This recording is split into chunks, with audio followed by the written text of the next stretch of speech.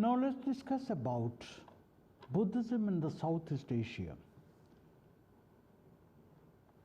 Since 500 BC, Southeast Asia had close contacts with India, and Indian culture was there, had its influence, has great influence on Southeast Asia.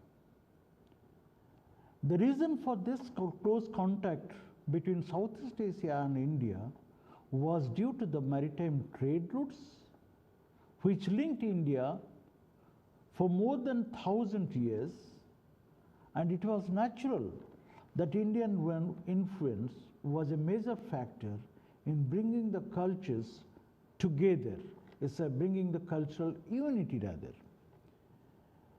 The Pali and the Sanskrit language and the Indian script, together with Theravada school of the Mahayana Buddhism and Brahmanical religion, that is Hinduism, they were transmitted from direct contact and through sacred texts and Indian literature such as the Ramayana, the Mahabharata. We find in the art of the Southeast Asian countries, we find the influence of India or Indian art. We find the stories of the great epics of India, Ramayana and Mahabharata are there. So from the 5th century to the 13th century, Southeast Asia witnessed a powerful states which were extremely active in promotion of Buddhism and Buddhist art along with the Hinduism and Hindu art. The main Buddhist influence now came directly by sea from the Indian subcontinent, so that the empires essentially followed the Mahayana form of Buddhism, Mahayana faith, and this region was connected with Odisha, and no wonder that it became a center of Mahayana Buddhism. In my deliberation, I continuously trace on the importance of Buddhism in Odisha, because Odisha played a major role in promoting Buddhism and exporting rather Buddhism to different parts of the world. So it is no wonder that Odisha, which is the eastern state of India, was a very powerful state with maritime trade relationship with many of the countries in Southeast Asia. And naturally, when we are coming about to know about the state of Buddhism in this area, it must be naturally the Mahayana faith and Vajrayanas, for which Odisha was famous during that time, from the very beginning. Now, that Buddhism was very dominating in this part of the world is known from the fact that an island kingdom was named as Kalinga. There is one state in Southeast Asia is known as Kalinga. It's a small state in southern Indonesia. It reminds of the connection that this Kalinga had with the ancient Kalinga, where Ashoka the Great fought the Kalinga War. Now it was this Kalinga from where Buddhism started spreading over all over the world. And here it is interesting that we find a kingdom of Kalinga. Kingdoms like Funan, the Khmer's Empire, and the Thai kingdom of Sukhothai, and the Srivijaya Empire, Median kingdom of the Majapahit, were all under the influence of Buddhism. Khmer Empire was dominated the region from 802 to 1431. It was patronizing both Mahayana Buddhism and Hinduism. Under the Khmer, numerous temples, both Buddhist and Hindu, were built in Cambodia, and in neighboring Thailand. One of the greatest Khmer kings, Jayavarman VII, who ruled over 1181 to 1209, built the large Mahayana Buddhist structure at Bayan and Angkor Thom. In the Indonesian island of Java, Indianized kingdoms like the Kalinga kingdom, because Java had a direct trade relationship with present-day Odisha, which was ancient Kalinga in the 6th, 7th century. It were destinations, these were the destinations for Chinese monks seeking out Buddhist texts. The Chinese scholars, monks, they were looking for Buddhist texts and they were visiting these places.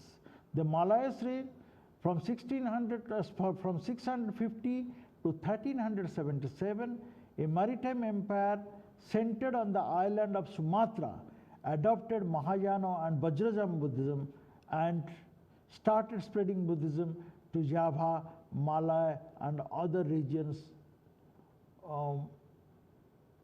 they conquered. So it was a big kingdom, so in the small kingdoms they were having these Buddhist schools or Buddhist teachings. Buddhist Tianjin described their capital at Palembang as a great center of Buddhist learning, where the emperor supported over 1,000 monks at his court. Tianjin also testified to the importance of Buddhism as early as the year 671 and advised future Chinese pilgrims to spend a year or two in this city.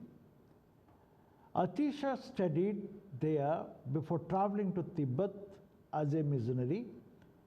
As Srivijaya extended, the empire extended, Buddhism thrived and also became a part of local syncretism that incorporated several different religions such as Hinduism and other indigenous traditions. The island of Java also promoted Mahayana Buddhist culture. The Medang kingdom, 732 to 1006, despite being a major rival of Srivijaya. They are known for their monumental temple building activities, temple constructions, especially the massive Borobudur, as well as Kalasan, Sheyu, and Prambanan. Indonesian Buddhism, alongside Hinduism, contributed to thrive under Majapahit Empire, which is from 1293 to 1527, but was completely replaced afterwards with the advent of the Islams. Now let us talk about Buddhism in Myanmar and Thailand. Buddhism in Myanmar, which was known as Burma previously, flourished after its decline in India, though by 5th century AD, other religions coexisted there.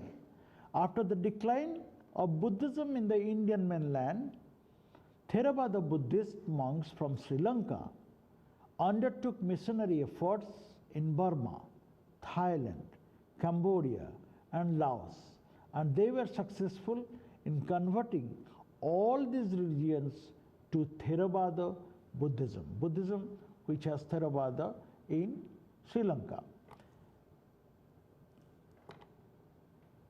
King Anwarhat from 1014 to 1078, the founder of the Pagan Empire, adopted the Theravadian Buddhist faith from Sri Lanka and built numerous Buddhist temples in the capital of Pagan. Invasions from the Burmese and the Mongols weakened Theravadas in this region, and it had during the time of Mon Hantawadi Kingdom 1287 to 1552, Theravada Buddhism was a dominant religion in Burma with strong ties with the Sri Lankan Buddhism. One of the four kings, Dhammajedi, is particularly known for reformation of Burmese Buddhism from the Sri Lankan Mahavihar tradition between 1476 and 1479. Theravada remained the official religion of the subcontinent. Burma Tunga dynasty in 1510 to 1752. During the reign period of Khmer king Jayavarman VII, who ruled over from 1181 to 1218, Theravada Buddhism was promoted by the royal family and Sri Lankan monks, including his son Tamalinand, who himself had travelled to Sri Lanka. During 13th and 14th centuries, Theravada became a prominent religion in Cambodia, and monasteries replaced the local priestly worship houses. Theravada faith was also adopted by the Thai kingdom of Sukhothai as the state religion during the reign of Ram Khamhaeng from 1237 to 1247 to 1298. Theravada Buddhism was further reinforced during the Ayutthaya period from 14th to 18th century AD, becoming an integral part of Thai society. Now, when we are seeing about the growth of Buddhism in different regions, let us focus on Buddhism in modern times. What is the state of Buddhism in modern times? The modern era brought new challenges to the Buddhist religion, which was influenced by various colonial powers, by colonization of traditionally Buddhist Asian countries by the Western power, and thus it weakened the traditional practice or traditional political structure which supported the region, as well as criticism and competition for Christianity. When the colonial rulers started spreading their activities in those areas, so naturally Buddhism came in conflict with the religion they preached. Wars, communism, growth of capitalism, science and regional political instability, as well as influential pressure on modern Buddhism was always felt. However, a religion which adopted changes to suit to the time, Buddhism continued to remain in the world through different schools.